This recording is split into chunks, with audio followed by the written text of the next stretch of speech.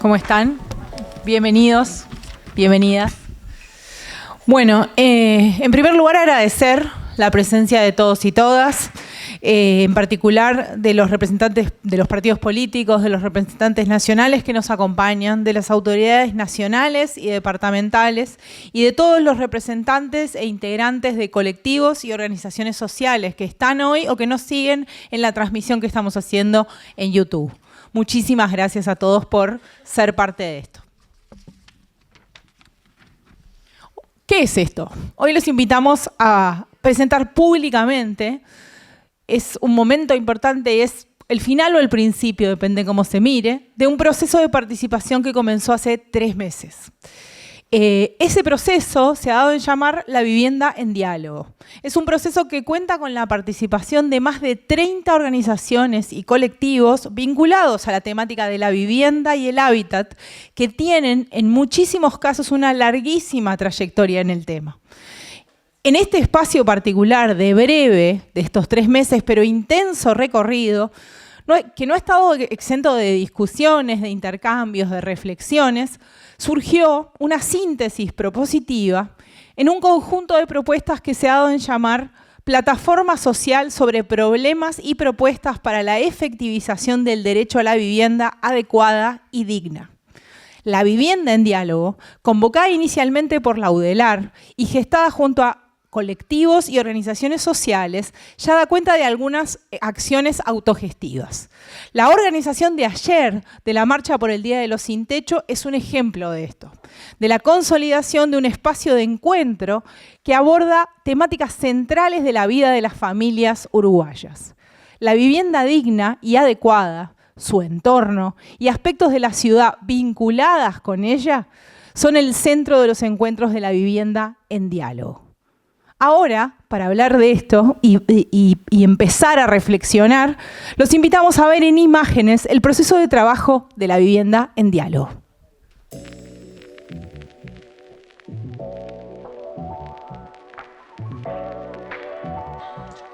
El derecho a la vivienda en Uruguay está reconocido por la Constitución, así como por el Pacto Internacional de los Derechos Económicos, Sociales y Culturales. El ejercicio de este derecho constituye un pilar fundamental para la calidad de vida de los habitantes de nuestro país. El espacio doméstico y el hábitat es donde se produce y reproduce cotidianamente la vida de las personas, habilitando el ejercicio pleno de otros derechos, como la salud, la educación y el trabajo.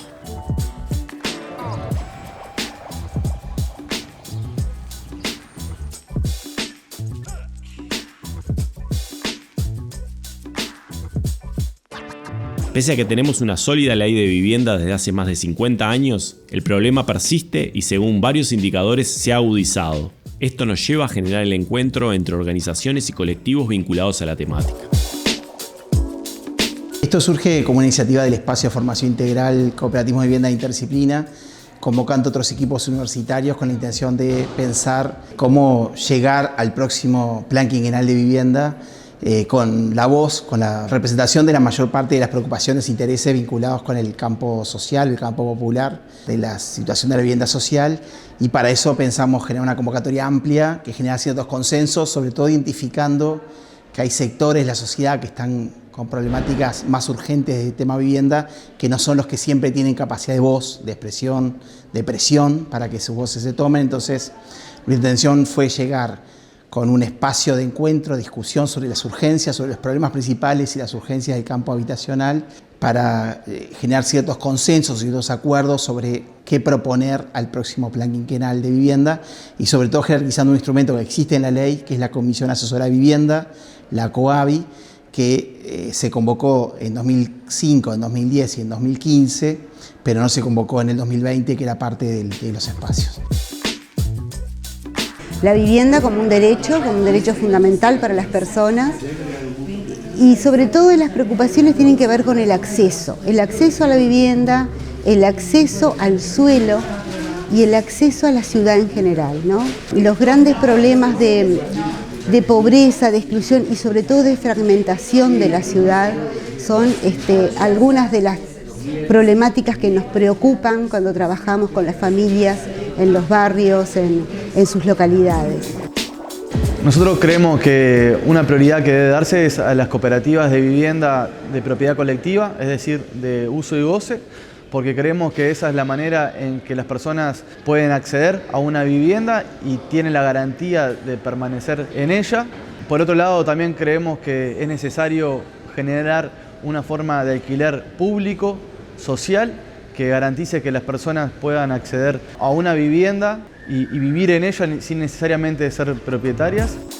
Las prioridades que identificamos en materia de vivienda a ser atendidas tienen un poco que ver con la revisión de la normativa que rige en Uruguay hoy en día, desde la posibilidad de incorporar una perspectiva que traiga consigo las tareas de cuidado y también las tareas productivas remuneradas de trabajo, que muchas veces están muy vinculadas con el diseño propio de las viviendas.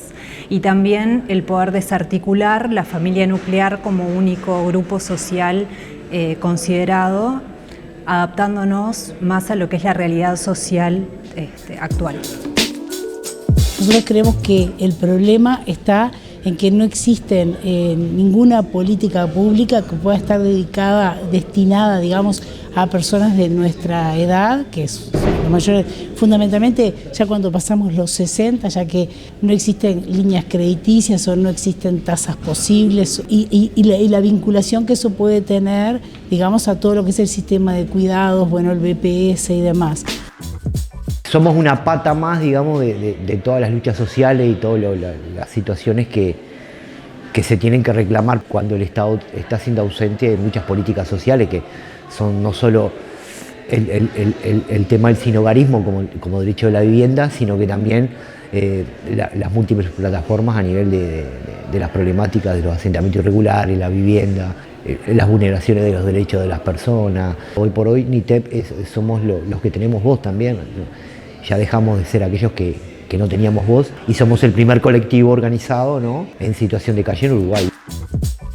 Para nosotros es importante la concepción desde la vivienda adecuada como derecho humano con sus componentes, entre ellos la seguridad de la tenencia, la localización, la adecuación, la asequibilidad, lo cual para nosotros implica obviamente el desarrollo de diferentes políticas públicas que permitan a las personas acceder a una vivienda adecuada, bien localizada, que también nos permita otros accesos a derechos, ¿no? El derecho al trabajo, a la educación, desde una visión integral también de la ciudad y de los territorios. Desde la perspectiva del derecho a la ciudad no se refiere solo al área urbana, es una gestión democrática y colectiva de lo que son los territorios, la ciudad, pero también el medio rural, y eso implica justamente la participación, la acción de las personas como ciudadanas y ciudadanos en el sentido de con capacidad de agencia de decidir sobre su vida y sobre las políticas que se aplican a donde viven.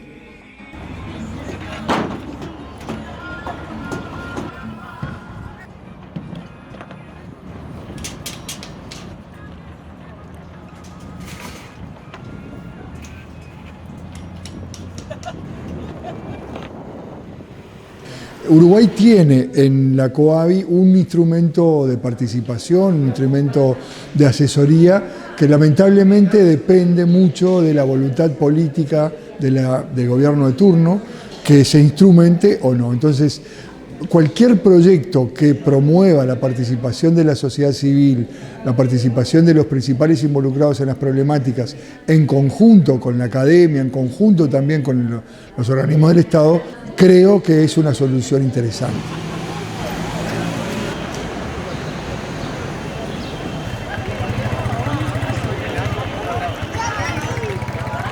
Es el comienzo de un camino colectivo, de un espacio de encuentro y participación de organizaciones vinculadas a la vivienda, el hábitat y la ciudad.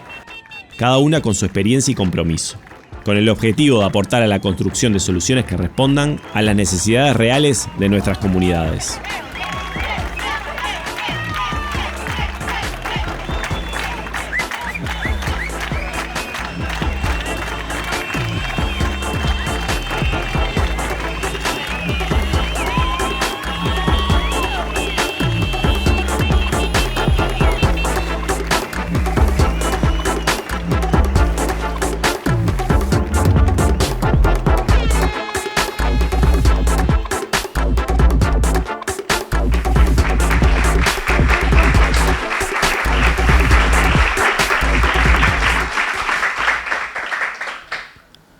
Bueno, un objetivo que este colectivo de organizaciones junto a la universidad se ha trazado es la efectiva convocatoria y participación en la COAVI, la Comisión Asesora de Vivienda, un espacio de articulación y de participación en la elaboración de las políticas públicas y el plan quinquenal. Damos paso entonces a Enrique Cal, integrante del colectivo de organizaciones, que va a comentar a este respecto. Ahí viene Enrique.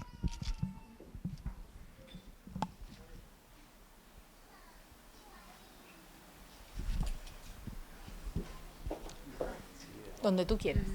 Yo te presto mi micrófono. Bueno, buenas noches. Creo que a todos los que estamos vinculados a la vivienda en nuestro país, no podemos dejar de reconocer en la ley del año 68, una ley pionera, una ley ya viejita, pero tan joven e innovadora como cuando fue creada. En esa ley, en el año 68, se plasmó la necesidad de contar con un organismo testigo, un organismo asesor, un colectivo que involucrara a todas las partes que tienen que ver con la vivienda, con la construcción de vivienda de interés social, con las políticas de vivienda en el país. No solamente se creó además el instrumento del Plan Quinquenal de Vivienda, sino a esta comisión asesora que lamentablemente, a pesar de que la reconocemos tanto en la ley, fue citada recién, después de haber sido creada en el año 68, recién en el año 2005. Se volvió a convocar en el año 2010 y en el año 2015. En una experiencia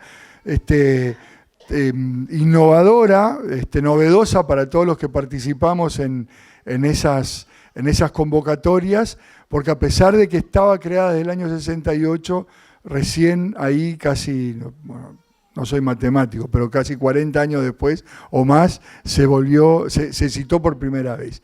En el año 2020, lamentablemente, no se dio lugar al encuentro otra vez de organizaciones, de la Cámara de Industria, la construcción, o sea, está todos los colectivos que tienen que ver con la vivienda, y la participación estuvo limitada a un intercambio de correos y de propuestas que algunas organizaciones lo tomaron, otras decidimos no participar porque no nos parecía que era una instancia válida, una instancia tan importante y un esfuerzo tan importante a realizar por todas las organizaciones y los organismos estatales, relegarla a un intercambio de correos y nada más. Por eso, en particular, y creo que recojo el espíritu de todas las organizaciones que hemos estado participando en estos meses, la posibilidad de generarle un impulso, de insuflarle energía y coraje a quienes pretenden gobernarnos en los próximos 5 años para que se cite efectivamente a la COAVI, creemos que vale la pena este trabajo que se ha hecho en estos 3 meses y poder reencontrarnos alrededor de una mesa que será de diálogo a veces, será de ir con el cuchillo entre los dientes otras veces, pero donde se discuta realmente la política nacional de vivienda y todo lo que tenga que ver con, fundamentalmente a las organizaciones que nos interesa, el tema de la vivienda de interés social. Nos parece que vale la pena este esfuerzo por reforzar y por recitar a la COAVI, no, sin la S, nuevamente. Muchas gracias.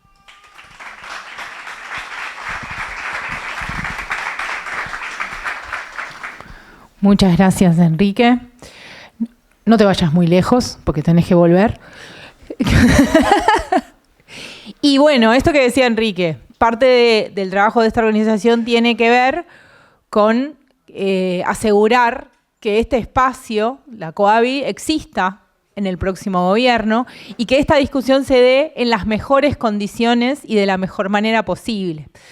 En ese sentido, para hablar un poco y problematizar y poner sobre la mesa cuáles son esas condiciones y esas voces que es necesario que participen y sean escuchadas, damos paso a integrantes de Vivienda en Diálogo para comenzar a compartir el documento Plataforma Social sobre problemas y propuestas para la efectivización del derecho a la vivienda adecuada y digna.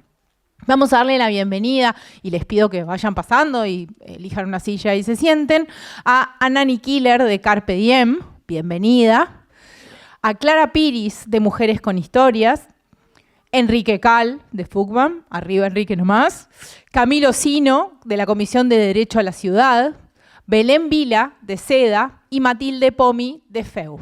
Bienvenidos a todos y todas y adelante.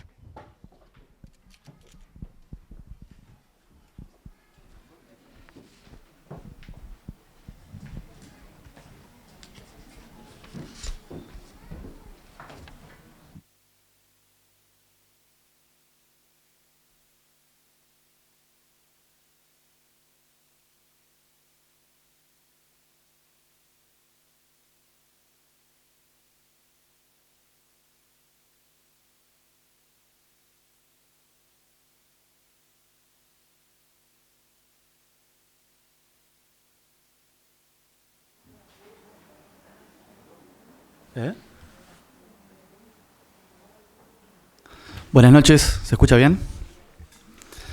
En realidad acá estas palabras le iba a leer Rubí Márquez de NITEP, pero bueno, no llegó todavía, así que lo voy a leer yo. Plataforma social sobre problemas y propuestas para la efectivización del derecho a la vivienda adecuada y digna. Nosotras, organizaciones sociales que luchamos por la efectivización del derecho a la vivienda adecuada y digna para todas las personas, cualesquiera sean sus recursos económicos, levantamos ante las ciudadanas y ciudadanos uruguayos, y en particular ante los partidos políticos que se postulan en las próximas elecciones, las siguientes consideraciones, estructuradas a partir de un enriquecedor diálogo y de nuestro conocimiento colectivo junto con la Universidad de la República. El derecho a la vivienda está reconocido por nuestra Constitución en su artículo 45 y por el artículo 1 de la Ley de Vivienda número 13.728 de 1968, así como por el Pacto Internacional de Derechos Económicos, Sociales y Culturales ratificado por el Estado uruguayo. Asimismo, este derecho aparece refrendado en numerosas resoluciones de organismos internacionales. El mismo constituye un pilar fundamental para la calidad de vida de los habitantes del país, porque es en el espacio doméstico y el hábitat correspondiente donde se produce y reproduce cotidianamente la vida de las personas. Se trata de uno de los principales problemas de nuestra sociedad, con repercusión directa sobre otros derechos humanos básicos, como la salud, la educación o el trabajo. Es un componente fundamental del derecho a la ciudad y, a su vez, un aspecto central del mismo. Es el derecho de acceso al suelo residencial. Afecta a toda la población y fundamentalmente a los sectores más pobres, y dentro de ellos, particularmente a mujeres, niñas, niños y adolescentes. Pese a que tenemos una sólida ley de vivienda desde hace más de 50 años, el problema se mantiene aproximadamente en términos cuantitativos similares a cuando esa ley se votó, y eso es lo que nos lleva a reunir nuestras voces para hacer conocer nuestras preocupaciones y propuestas y reclamar que sean tenidas en cuenta. Doy paso a nuestro compañero Enrique Cal. De nuestras reflexiones e intercambios surge la existencia de los siguientes problemas. Dificultad y para muchas personas imposibilidad de acceder a una vivienda adecuada y digna por los altos precios, la falta de acceso a préstamos para obtener un terreno, construir o comprar, a garantías para alquilar o a los servicios complementarios para un hábitat apropiado y por procesos de tramitación ante el Estado muy prolongados. Todo esto se agrava y profundiza por la mercantilización de la vivienda, la informalidad laboral y la pérdida de salario real. Como consecuencia, se habita en viviendas precarias, concentradas o dispersas, en pensiones transitorias que devienen permanentes, en condiciones de hacinamiento, falta de servicios indispensables, gente viviendo en la calle o en zonas inundables y o contaminadas, endeudamiento de los hogares o afectación excesiva de su ingreso para costear la vivienda, con un mercado habitacional dominado por la especulación inmobiliaria y su carácter de negocio que acentúa las desigualdades de acceso, escasez de recursos destinados a la vivienda de interés social. Desde hace más de 3 décadas están en el orden del 0,5% o menos del Producto Bruto Interno, o sea, de los bienes y servicios que produce nuestra economía. Ahora Belén nos presenta otras problemáticas identificadas. A los puntos ya mencionados, debemos agregar la inexistencia de soluciones específicas para situaciones de carencias de sectores de población históricamente excluidos y discriminados, como la de los hogares monoparentales a cargo de mujeres, víctimas de violencia doméstica, de género y generacional, personas adultas mayores, entre otras, ante la insuficiencia de las soluciones que prevé el BPS, jóvenes, personas en situación de discapacidad, migrantes, personas que recuperan la libertad y otros grupos en situación de exclusión social.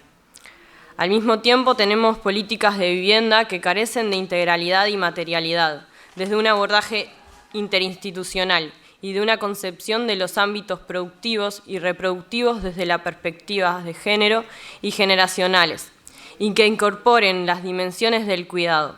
No hay diálogo entre otras políticas que hacen a los mismos problemas. Otro problema importante es la segregación residencial, determinada por el precio del acceso al suelo, que divide a las ciudades en enclaves para personas de alto ingreso, como acceso a los bienes y servicios de la ciudad, y enclaves para pobres que carecen de ellos, en ambos casos aislados por voluntad propia o ajena de los barrios y la población circundante. La segregación lleva a procesos de gentrificación por expulsión de población de menores recursos y formación de nuevos asentamientos irregulares o densificación de los existentes, que agregan a la precariedad de las viviendas la escasez de transporte, de servicios comunitarios y de infraestructura. Un stock habitacional carente de mantenimiento y mejoramiento, lo que hace que el déficit cualitativo sea tan importante como el cuantitativo.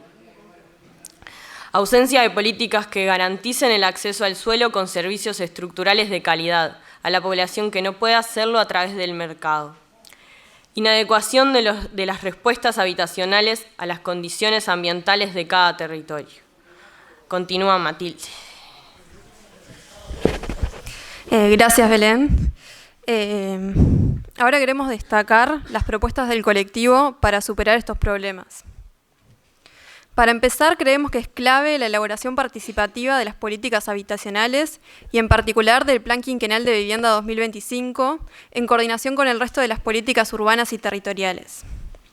Para esto nos parece imprescindible que se convoque al ámbito multiactoral, que está establecido en el artículo 76 de la Ley de Vivienda, que comentaba hoy Enrique, que está desde la proclamación inicial de la ley en 1968, pero que fue convocada solamente en 3 periodos de gobierno. Esta Comisión Asesora de Vivienda, la COAVI, pedimos que se convoque, como está previsto por la ley, y que incluya la participación de nuestras organizaciones, que puedan ser tenidas en cuenta en nuestras recomendaciones y que se asegure que realmente las políticas de vivienda sean participativas. Perdonen. Y bueno, que esté la voz de los destinatarios de los distintos programas de vivienda, tanto en la planeación como en la ejecución y el seguimiento posterior. Creemos que debe aumentarse sustantivamente la inversión pública en vivienda social, que los recursos anuales del Fondo Nacional de Vivienda sean llevados como mínimo a un monto igual al 2% de la masa salarial del país, tanto de los trabajadores públicos como privados, tal como estaba establecido inicialmente en la Ley de Vivienda en el 68. Para esto, deben asignarse recursos específicos y permanentes para el Fondo Nacional de Vivienda. Implicaría aproximadamente duplicar los recursos actuales y se podría incrementar, por ejemplo, los impuestos a la riqueza o restituir el aporte patronal privado del 1% sobre las remuneraciones pagadas, que fue derogado en el 92, cuando se mantuvo el aporte del 1% que hacemos los asalariados, pero no así el que realizan las patronales. También, por supuesto, podrían redireccionarse otros impuestos que hoy no están dedicados a políticas sociales. Al mismo tiempo, nos parece fundamental que se genere un gran impulso para solucionar las carencias extremas de vivienda, precariedad que está concentrada en asentamientos y también dispersa en las ciudades, apuntando a resolverlos de acá a una década y poder volver a los niveles históricos de los primeros años de producción de vivienda social del Plan de Vivienda, a partir de cooperativas, de MEVIR, de viviendas para adultos mayores que amplían el perfil actual de destinatarios, mediante la autoconstrucción con apoyo técnico, la compra de vivienda usada, el mejoramiento de stock urbano y rural, la ampliación y conexión de servicios en zonas que hoy no lo tienen, así como apoyar otras formas de acceso a la vivienda con colectivos organizados. Doy paso ahora a Clara, que va a continuar con las propuestas. Gracias, Matilde. Entendemos que es clave dar atención a la precariedad mediante un enfoque integral interinstitucional que aborde también los aspectos de salud, trabajo, educación e integración social. Abreviar al máximo el proceso de trámites de toma de decisiones para poder empezar a actuar rápidamente. En las soluciones a adoptar, priorizar la utilización de insumos nacionales y el trabajo local. Revisar y ajustar la normativa existente para mejorarla. Por ejemplo, incrementar los niveles de habitabilidad, eliminando limitaciones e inconvenientes. Asimismo, fortalecer el apoyo técnico en todos los programas que sea necesario. Generalizar a todo el país las soluciones de saneamiento seguro, por colector o sistemas alternativos en pequeñas localidades, lo que implica cubrir los costos para la construcción de las infraestructuras y posteriormente para su mantenimiento. En todos los casos, debe tenerse en cuenta que la vivienda se construya en ambientes saludables. Exonerar de todos los impuestos que gravan la vivienda social, particularmente del IVA, y que significan un recorte de los recursos aplicados. No se debe aplicar subsidios ni exoneraciones a la producción especulativa con recursos del Fondo Nacional de Vivienda, ni financiar con los mismos proyectos que no son de vivienda social. Debe revisarse el sistema de vivienda promovida, ya que la renuncia fiscal que se hace no beneficia a los destinatarios esperados, y derogar la disposición por la cual se estableció al monoambiente como una forma de vivienda adecuada. Se debe readecuar de la normativa actual para alentar innovaciones y permitir y financiar el desarrollo de experiencias que hoy no están directamente contempladas, como las iniciativas de vivienda colaborativa, mejoramiento de stock, otras formas de propiedad o uso con tenencia segura y garantía crediticia. Además, incorporar al diseño de las políticas los nuevos usos y necesidades, como las formas de organización para la cohabitación y los cuidados, considerando la diversidad de hogares, situaciones, arreglos familiares y momentos del ciclo de vida, y contemplando el problema de los cuidados y la posibilidad de usos mixtos, en particular el habitacional y el productivo. Gracias. Mi compañera Ana sigue con las propuestas. Gracias, Clara. Proponemos también que se revise la regulación y el contralor ya existentes en lo que se refiere a la habitación en pensiones y que se garantice el ejercicio de los derechos de quienes allí habitan. También proponemos que se asegure el acceso al suelo residencial mediante la oferta pública, o sea, la cartera de tierras, que se gestione el stock con una visión de ciudad integrada, diversa, democrática, ocupando y densificando las zonas que ya están consolidadas, garantizando la conectividad, servicios y equipamientos adecuados. Para ello, el Estado deberá reapropiarse de las plusvalías que se generan en los proyectos de revitalización y promoción de ciertos sectores de la ciudad y asignar los terrenos con criterios incluyentes. Asimismo, se debe establecer la declaración de vacante de los inmuebles abandonados y su consiguiente pasaje al patrimonio público, sin perjuicio de poner en práctica otros mecanismos que ya existen. Referente a la adjudicación de suelo de propiedad pública, proponemos diversificar las modalidades de tenencia, de manera de fortalecer la seguridad de la misma y minimizar el aspecto mercantil. Para ello, utilizar el derecho de uso y goce, el derecho de superficie y el de la propiedad estatal con derecho de uso.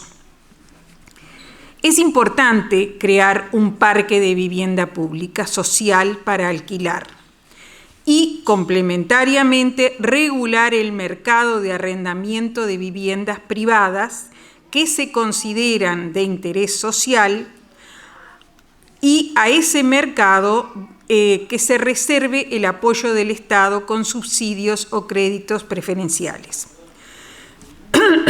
También planteamos derogar las leyes y otras disposiciones que criminalizan la pobreza y hacen que la ocupación por falta de vivienda sea un delito.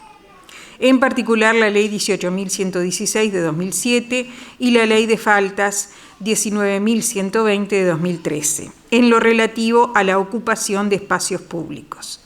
En lugar de eso, debe haber políticas sociales integrales para dar solución a quienes están en situación de calle. Otro punto es fomentar la utilización de recursos sin ánimos de lucro para la producción de vivienda, como por ejemplo la construcción social o estatal, el trabajo de personas en centros de reclusión, que aporta también formación, y otros recursos análogos. Finalmente, creemos que es muy importante crear un observatorio de la vivienda y el hábitat con financiamiento público, pero con independencia de actuación, que esté encargado de monitorear las acciones que tengan que ver con la vivienda y el hábitat y las políticas urbanas. Todo esto sin perjuicio de la evaluación y monitoreo que realicen los propios organismos responsables. Muchas gracias por escucharnos a todos los presentes.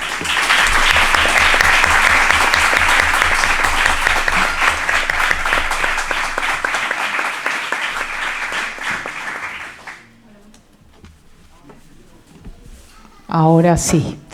Bueno, muchas gracias a todos y todas. Parte de este proceso, y un poco se mencionaba antes, la importancia de que esto sea parte de la discusión y del debate y de la conversación y de la acción de quien sea el próximo gobierno, es que los comandos de los candidatos recibieron, se le envió este documento a los comandos tanto de los candidatos de la coalición de gobierno como del Frente Amplio. En ese sentido, lamentablemente, de la coalición de gobierno no han podido participar, pero sí damos la bienvenida, voy a precisar los asientos, eso sí. Damos la bienvenida a la diputada Lucía Echeverri del Frente Amplio para que nos comente un poco, a partir de la lectura de este documento, algunas acciones o comentarios que tenga a este respecto. Bienvenida. Donde tú quieras. Bueno, ¿estás pronta? Sí, señora. Perfecto. Bueno, en principio que nos comentes un poco cuál es la impresión general de las preocupaciones y las propuestas que acaban de resumir los participantes y que están en el documento que les fue enviado y están plasmadas en ese documento por las organizaciones. ¿Cuál es la impresión general que te dejó? Bien. ¿Puedo hacer una previa? Podés, sí. Yo no mando acá. Ah, bueno, está. No, yo primero que nada saludé a casi todos, pero bueno, buenas noches a todas y a todas. Lo segundo es, no, por favor entiéndase bien, no quiero generar expectativas, pero tanto Yamandu Orsi como Carolina Cos estaban en otras actividades, pero si había posibilidades entre una y otra, lo mejor podía... Yo si los veo, te hago señas. Ahí va. No, pero digo, me parece de orden poder decirlo porque no, yo no tengo detalle, pero sé que hubo una superposición de agendas, pero eventualmente capaz que alguno de los dos podía venir. Eso, primero que nada. Y segundo, también, antes de entrar en la impresión, que traje algunos comentarios, saludar el trabajo hecho, que cuando uno lo mira en este video que compartieron y haber tenido la posibilidad de participar en algunas instancias de la COABI o de elaboración colectiva, son complejas, son largas, hay mucha documentación, mucha cosa que se comparte, así que me imagino el esfuerzo para llegar a esta síntesis. Así que saludar ese esfuerzo, y saludar además que sea una construcción colectiva. Siempre es bienvenido, y más en estos tiempos. Así entro en la pregunta, la impresión general. En principio, la primera impresión es de compartir, efectivamente, a grandes rasgos y en términos generales el documento, sin duda. Desde el Frente Amplio, además acá hay otros compañeros con quienes estuvimos trabajando el documento. De la Ley Social ahí está Tamara Paseiro y el arquitecto Varela, pero hay otros más que también estuvimos abordando esto, y en principio compartimos, y hay una buena impresión del documento. Compartimos, por supuesto, que esto es un derecho que está en la Constitución, en la Ley de Vivienda del 68, en el Pacto de Derechos Sociales y Económicos. Sin embargo, el problema subsiste, tanto el déficit cuantitativo como el cualitativo, y ahí uno tiene que empezar a preguntarse qué pasa, ¿no? Que no llegamos. Si es que todos los gobiernos fracasamos, o qué cosas hicimos, digamos, ¿no? Y ahí me parece que uno tiene que empezar también a hilar más fino en estas cuestiones y en el detalle, porque hay una primera consideración general que me parece que aspectos que tienen que ver con la definición de los problemas o la caracterización de los problemas que están en el documento, y por supuesto también en las propuestas, que tiene que ver con una disputa que tenemos como sociedad, y es fundamentalmente que estamos en un sistema capitalista y las ciudades también son capitalistas, y ahí hay un mercado que también tiene sus reglas de juego y que genera buena parte o una parte importante de los problemas que tenemos, sobre todo en el caso del acceso y la permanencia a la vivienda.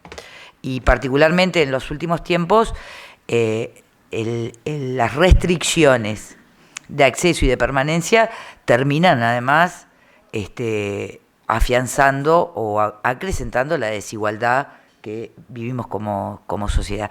Y eso es parte de las cuestiones centrales que tenemos que también abordar cuando abordamos el tema de la vivienda. Y ahí el Estado, para nosotros, tiene un rol bien importante a jugar. El Estado tiene que buscar también los distintos canales para tratar de corregir estas desigualdades, garantizar el acceso, la permanencia, y sobre esos ejes hemos trabajado las propuestas que ustedes conocieron, me imagino, dentro de las prioridades que se presentaron, que tienen que ver con este horizonte, ¿no? De que efectivamente se accede y se permanezca, que efectivamente aprovechemos toda la inversión que ya está hecha en vivienda, en ciudad construida, que son inversiones que ha hecho el propio Estado, y además otro principio, o por lo menos un eje que para nosotros ha sido bien importante en la definición de algunas medidas, es que es el principio artista de que los más infelices sean los más privilegiados, que son los que están todavía esperando, ¿no? Todos los que faltan llegar a esta posibilidad. Y ahí me gustaría después algunas consideraciones, pero no sé si entro ya en la segunda pregunta. Bueno, por eso. La segunda pregunta sería, ¿cuáles específicamente de las propuestas que están planteadas se comparten y en función de eso, cuáles serían las prioridades en un eventual gobierno del Frente Amplio en términos de vivienda? Sí, en principio de las prioridades compartimos, como lo dije en términos generales del documento, buena parte de las mismas. O, por no decir todas, podremos tener matices y hay algunas que obviamente requerirán una discusión mayor, pero si ustedes lo vieron, por ejemplo, en el tema de la elaboración participativa de las políticas habitacionales, y esto tiene que ver con la COABI, que es parte de las preguntas, a mí me parece que en esta situación que les decía hoy al principio, en la impresión general de qué es lo que ha pasado, yo creo que ahí también, en las propuestas, si uno empieza a hilar más fino, empieza también a encontrar que algunas cosas, por lo menos en los 15 años que gobernamos, que mi fuerza política gobernó, trató de ir resolviendo algunos de estos aspectos, o por lo menos esa fue la orientación. Es verdad que hay cosas que no las logramos, es verdad que cometimos errores y otras cosas nos quedaron en el debe, pero el horizonte estuvo puesto en estas cuestiones. Y que la definición fuera sobre la base de el diálogo y la construcción de acuerdos, que a veces se logró y otras no tanto, fue en el marco de reconocer la importancia de la COABI como tal. Y ahí me parece que yo haría una salvedad. La COABI no solamente tiene el rol de participar y de aportar y de asesorar y orientar en la elaboración del plan quinquenal. La idea es que tenga una participación sostenida y que los aspectos que tienen que ver con la reorientación de las políticas, la corrección del rumbo o los cambios en la asignación de recursos también tiene que tener un lugar de discusión con las diferentes expresiones de la sociedad civil organizada. Que en algunos casos se llegó a hacer y en otros no tanto, pero si hacemos memoria, porque algunos de los que están acá son gente que lleva muchísimos años en esto, la COABI, además de trabajar en los 3 periodos en la elaboración del plan quinquenal, trabajó también muchísimo en elaboraciones de otro montón de acciones que se fueron generando en esta lógica de que la vivienda, por lo menos ir disminuyendo el sesgo de la vivienda como mercancía, y ahí pienso en la conformación de lo que fue la cartera de inmuebles para vivienda de interés social, lo que fueron cambios de reglamentación, lo que fueron aspectos que tienen que ver incluso con la ley, la 18407. O el abordaje también en la precariedad y en la pobreza. Entonces yo creo que no está exento de dificultades, no está exento de discusiones, y no quiere decir que siempre lleguemos al 100% de los acuerdos, pero creo que si efectivamente estamos planteándonos que sea en un gobierno progresista una construcción de acuerdos que se sostengan sobre la base de derechos que la sociedad tiene que conquistar y ejercerlo más allá de los cambios de gobierno, pasa por tener estos espacios de discusión y de intercambio, sin duda. Así que ahí me parece que hay una primera cosa. Lo segundo que me interesa subrayar es esto de el aumento sustantivo en la inversión. Sí, estamos de acuerdo. Y ahí me gustaría hacer una corrección. Corrección no, por lo menos un matiz. Cuando ustedes mencionan en los problemas que durante 3 décadas no hubo variaciones de lo que se asignaba al presupuesto de vivienda, a mí me gustaría que recordáramos que en el 2005 el presupuesto de vivienda era un 0,2. Se recibió el gobierno con 94 millones de dólares, que había sido la ejecución del año 2004, y se cierra el 2019 con 318 millones de dólares, casi un 0,5, ¿no? Hubieron variaciones del dólar, por lo tanto, ¿es suficiente? No, pero me parece, o por lo menos me interesa señalar que hubieron 15 años donde realmente hubo un cambio significativo de lo que fue los recursos asignados a vivienda.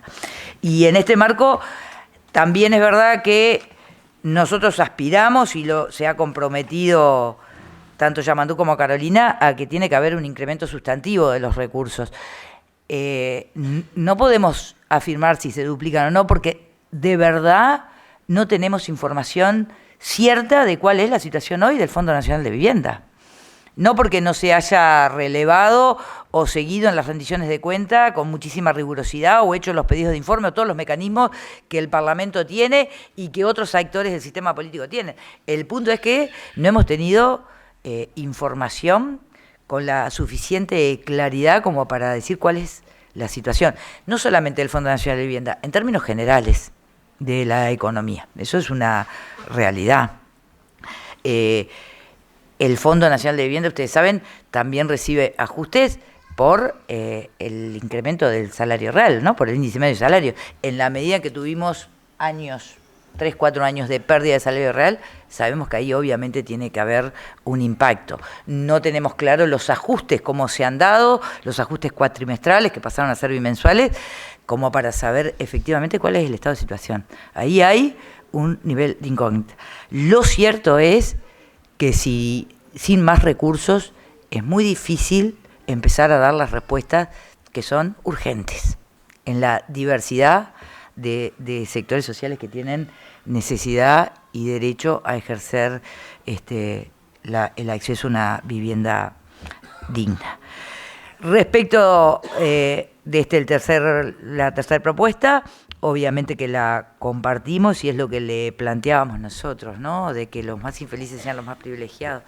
Nosotros tenemos un problema y una deuda social enorme con los asentamientos, pero también con la pobreza y la precariedad que está dispersa en el territorio y que no necesariamente es asentamientos. Fenómenos o situaciones que por ahí son mucho más presentes en algunos departamentos del interior que en el área metropolitana.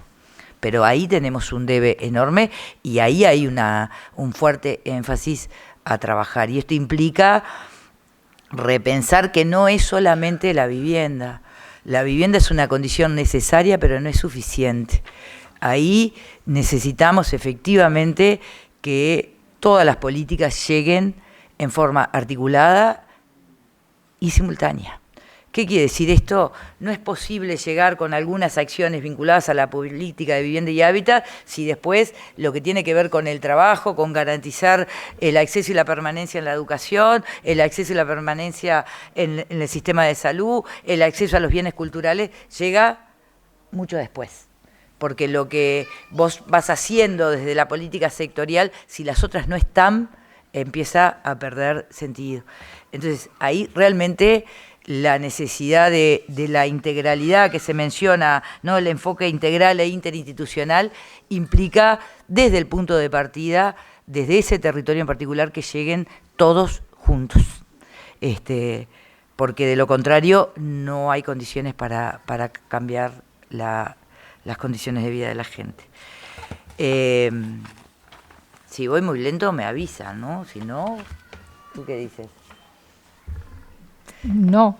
¿No? Bueno. No sé. El tema de... Es yo una para pregunta. respetar el documento, digamos, ¿no? Para lo que plantean como abreviar el proceso de trámite y toma de decisiones, por supuesto esto también fue planteado, y lo vieron en las medidas, sobre todo vinculado, no solo, pero hay quienes vinculados a la producción de la vivienda y sobre todo a la producción social del hábitat, que para nosotros ha sido un ejemplo, que son las cooperativas, están con serias dificultades y ahí hay que... Yo no estoy hablando necesariamente solamente de los recursos, estoy hablando de los problemas que hay a la hora de tomar definiciones que tienen que ver con la tierra, que tienen que ver con el proyecto, con los trámites dentro del ministerio, con las gestiones dentro de los demás organismos, en donde uno va golpeando 25 ventanillas a la vez y en cada una te piden una cosa distinta. Bueno, sí, eso hay que corregirlo rápidamente. Y tiene que haber además un ajuste en términos país. Nosotros tenemos exigencias y normativas vinculadas a la vivienda y al hábitat que son específicas de cada departamento. No hemos logrado en el Congreso de Intendentes llegar a planteos comunes que terminan por ser una mejora desde el punto de vista financiero, que terminan por ser mucho más eficientes y que terminan por garantizar menos tiempo de espera para la gente. Pero no hemos logrado. No avanzamos ni siquiera en las condiciones de habitabilidad. Y eso hay que empezar a reverlo. Somos un país chiquito, no puede ser que tengamos 19 realidades diferentes. Respecto del apoyo técnico, por supuesto, estamos totalmente de acuerdo y después lo podemos ver en cada una. Atraviesa y es transversal a todas las propuestas. En términos de soluciones de saneamiento seguro, por supuesto, y en esto tiene que ver con que me imagino que habrán trabajado también sobre lo que es el Plan Nacional de Saneamiento, de Agua y Saneamiento, que quedó en el olvido, hay que retomarlo y habrá que verlo. Lo cierto es que hoy tenemos también ahí una incógnita de lo que se está haciendo o no, y ha habido siempre buena disposición en algún momento como para poder sentar a los organismos que tienen que definir estas cosas, clarificando los roles, porque quien define políticamente es la DINAGUA y la OCE tiene que aportar, pero después tiene que ejecutar, y ahí ha habido siempre cuestiones que hay que clarificar, pero bueno, es parte también de lograr que la eficiencia del Estado se traduzca en facilidades para la gente, digamos, ¿no? Capaz que paso a la siguiente pregunta, o puedes agregar algo más. Bueno, lo que pasa que la idea era capaz que sintetizar, ¿no? Porque vienen... la idea era tomarse en serio el documento. No, yo para resumir esta parte, lo del FEONAVI se los dije, lo otro que nos parece es que hay que construir sí un observatorio. Nosotros lo planteábamos en las medidas, y ustedes lo habrán visto, fundamentalmente vinculado a la situación de arrendamiento. Creemos que de este documento hay que tomar y hay que abrirlo un poco más y hay que analizarlo, e incluso también es un observatorio que tiene que empezar a revisar uno a uno dónde se están hoy ubicando las inversiones, la ley de inversión, de la promoción de la inversión privada en vivienda de interés social, qué características tiene, en dónde se están ubicando, cuáles son las áreas que tienen, las características de la construcción. Parece que es un instrumento importante. La política necesita evidencia, necesita datos para poder construirse e ir ajustándose. Es bienvenido a la propuesta. Había en esa línea una, y en ese marco nos parece que lo compartimos.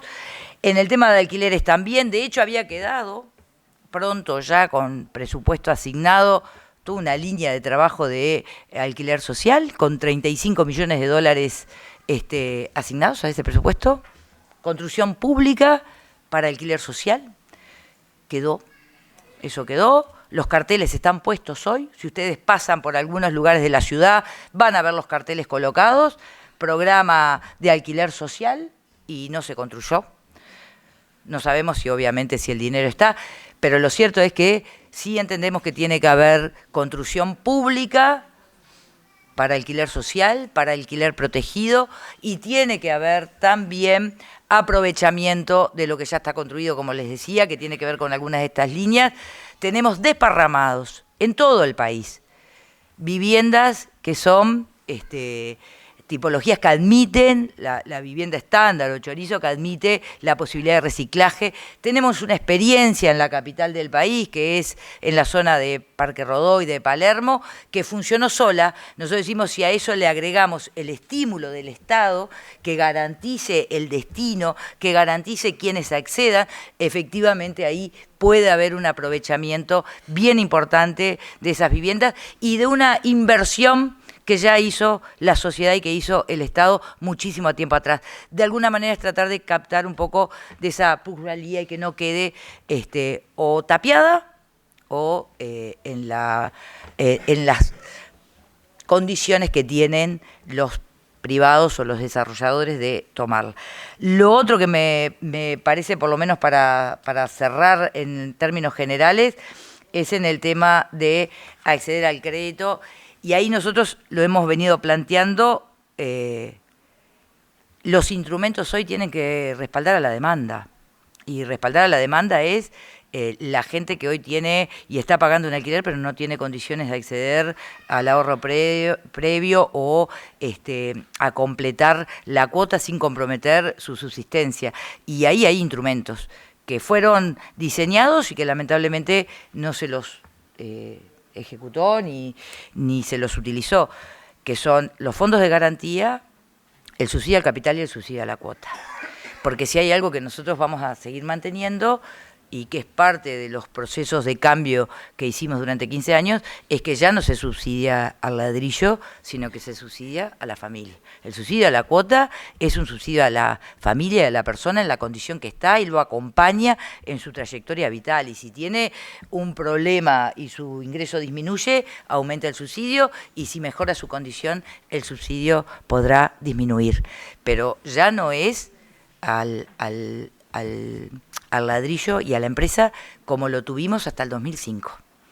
Todo salía 1000 URs en los núcleos básicos evolutivos que nunca evolucionaron, que fueron construidos en la periferia de la ciudad, en esto de que el mercado mandaba, el terreno era más barato a las afueras y allá se iba, y allá iba la gente con un certificado de 1000 UR detrás de una empresa que le construía el núcleo básico, y ahí quedaba sin calle, sin alumbrado, sin saneamiento, y encima con las deudas de la bomba de la luz para ver si podía bombear durante un tiempo lo que fuera la solución. Eso es lo que se cambió, y a eso no podemos volver, que es un poco lo que lamentablemente estamos viendo que ha sucedido en este último tiempo. Bueno, la siguiente pregunta. ¿Existe intención de convocar en el próximo gobierno la COABI? La de COABI, la respuesta hoy la decía Quique, ¿no? La COABI se convoca a partir del 2005, cuando el Frente asume, y se la convocó en el 2010 para elaborar el plan quinquenal, y se la convocó en el 2015 para elaborar el plan quinquenal, y se la convocó en otras instancias que no tenían que ver con el plan quinquenal. Por lo cual es un rotundo sí que hay que convocar a la COABI. No solamente, insisto, para elaborar el plan quinquenal, también para evaluar y monitorear e ir corrigiendo. Y esto no significa relegar ni poner las responsabilidades que tiene el gobierno, y que yo espero que tenga el Frente Amplio a partir del 2 de marzo, pero sin duda sobre la base de construir la mayor cantidad de acuerdos que se pueda.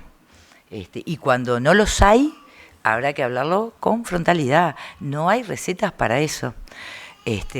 Con muchos de los que están acá transitaron ese camino y no está exento de dificultades, pero de eso se trata cuando estamos hablando de que efectivamente queremos construir una mejor democracia, digamos, ¿no? Y en ese sentido, en esto último que decías, ¿qué importancia le dan en las discusiones de vivienda y de hábitat a la participación de organizaciones sociales y civiles de la sociedad? ¿Qué peso van a tener en una eventual discusión de estos temas en un próximo gobierno? Sí, ahí me parece que tiene que ver con la respuesta anterior, ¿no? La necesidad de respetar la COABI, de convocarla, y parte ahí un poco resume la participación, pero no solo. ¿Por qué no solo? Porque una cuestión que nosotros veníamos planteando y que es parte de lo que está planteado en las prioridades y algunas otras medidas que se está avanzando en su elaboración, tiene que ver con que la política de vivienda y hábitat tiene que recoger mucho de las realidades de cada territorio. Y las realidades de Montevideo y del área metropolitana no son las mismas realidades que las de Artigas, las de Rivera, las de Salto o la de La Valleja. Si hablamos solamente en términos de vivienda y hábitat, podemos, sin tener los datos del censo, con datos con los que se ha podido trabajar, hay departamentos que tenemos en términos de vivienda, un número muy importante de viviendas que están vacías. Entonces, si vos ves la demanda y los últimos datos del censo del 2011, ojalá alguna vez tengamos o de la encuesta continua de Gares, vos decís, pero en la matemática, las viviendas que hoy están relevadas como vacías en este departamento me debieran permitir satisfacer la demanda. Lo estoy poniendo como un ejemplo. Bueno, habrá que instrumentar allí algunas medidas específicas a esas realidades. Hay que establecer y hay que construir o terminar de cerrar cada uno de los programas y de los planes con las realidades de esos territorios y con lo que la gente tiene para aportar. Y voy a poner algunos ejemplos de esto.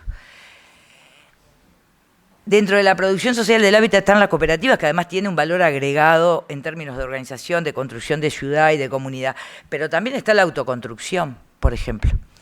Y la autoconstrucción surge en el periodo 2010, después de que se termina de consolidar la reforma de la política de vivienda y hábitat, la reestructuración, con la reestructuración del VHU, de la ANB.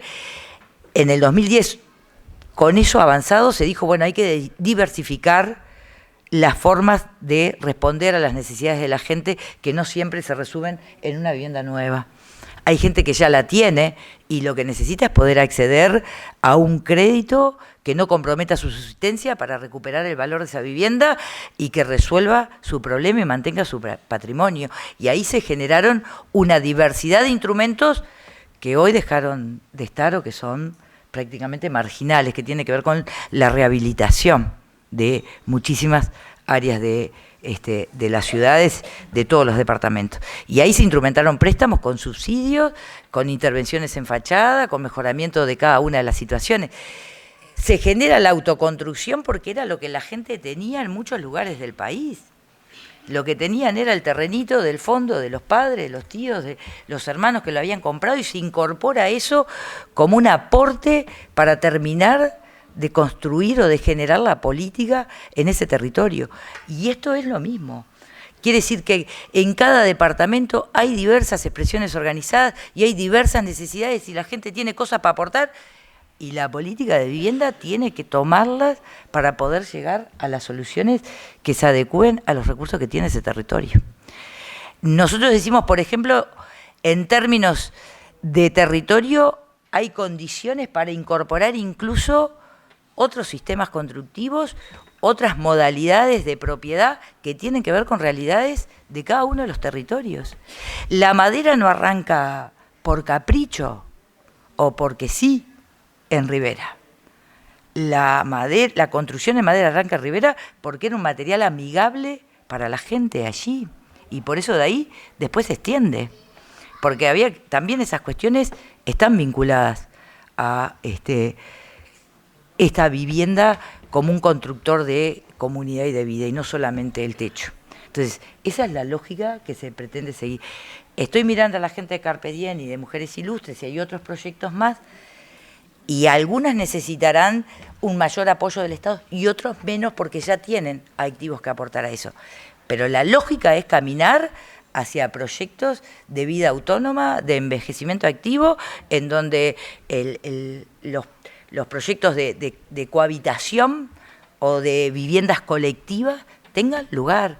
No es definir desde la política, sino marcar lineamientos generales y tomar lo que la sociedad en sus diversas expresiones tiene para incorporar a la definición. Muchísimas gracias por tus respuestas. Para cerrar, para también dejarles algo hacia adelante sobre cómo sigue este proceso, vamos a dar paso a Gustavo Machado, que es integrante del grupo de UDELAR, del proyecto CISC Ciudadanía y Conocimiento y Espacio Interdisciplinario Eventos de la Universidad de la República, para que cierre el evento. Muchísimas gracias, Gustavo.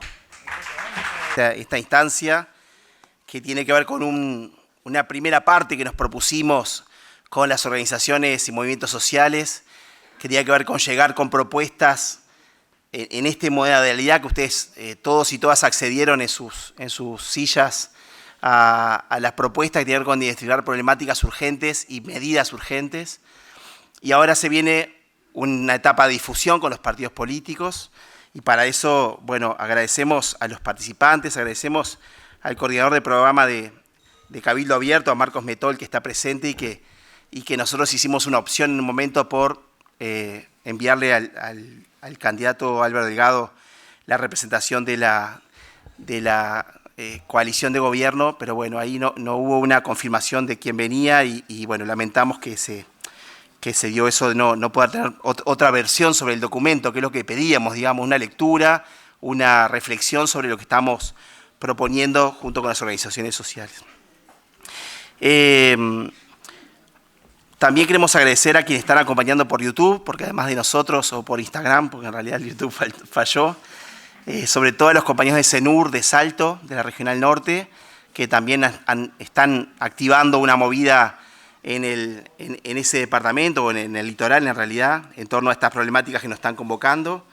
Y bueno, como decíamos, hoy estamos cerrando una etapa que tiene que ver con esta presentación de los principales problemas y las principales medidas que tenemos necesarias. Vamos a difundir eso entre todos los partidos políticos, y después nos queda un segundo momento, que es como la preparación más programática hacia la COABI, digamos, hacia la COABI, que esperemos que se convoque, y si no, haremos todos los esfuerzos y la movilización para que sea convocada y que haya un verdadero proceso de participación social en torno a esta problemática, que no podemos decir que nadie no sepa sobre esto, porque la vivienda nos afecta a todos y a todas, en eso que aparecía en el video de que es el espacio de reproducción cotidiana de todos nosotros y todas nosotras.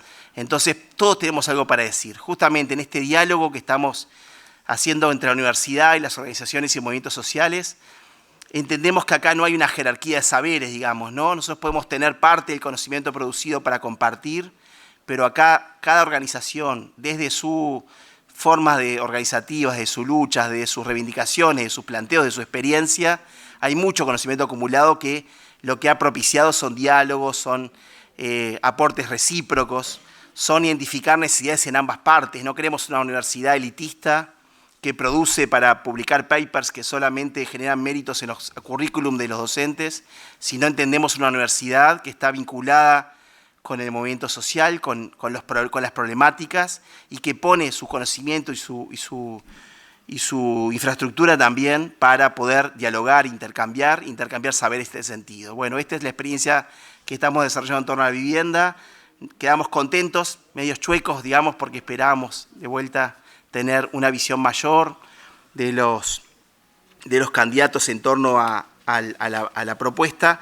Pero bueno, en el documento está el correo electrónico del espacio que estamos articulando, Organizaciones Sociales y la Universidad, para que quien no está todavía enganchado pueda engancharse. Vamos a seguir trabajando, sistematizando un poco esto y continuando, ya les decíamos, en una clave más programática hacia la COABI, que nos permita llegar con un consenso en la medida que hoy explicábamos que hay sectores que están padeciendo una situación de bastante angustia, problemática en torno a la vivienda, pero no son los sectores que han tenido capacidad de presión y de expresión en la esfera pública, como quienes alquilan, que están en una situación de atomización, cada uno con el propietario, cada una con el propietario, los sectores que están en situación de precariedad habitacional, con poca capacidad justamente por esa necesidad de todos los días resolver necesidades, de muchas veces incidir en que sus reclamos se escuchen, y a la vez tenemos la fortaleza, la trayectoria del movimiento sindical, del movimiento cooperativo, de actores del campo de las ONGs que han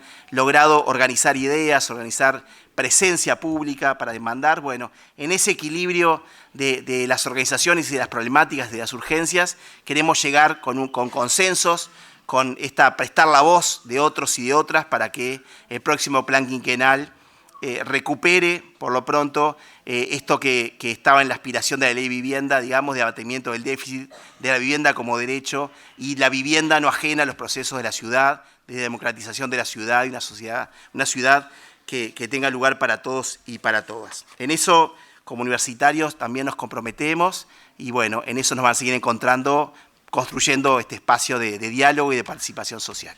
Muchas gracias.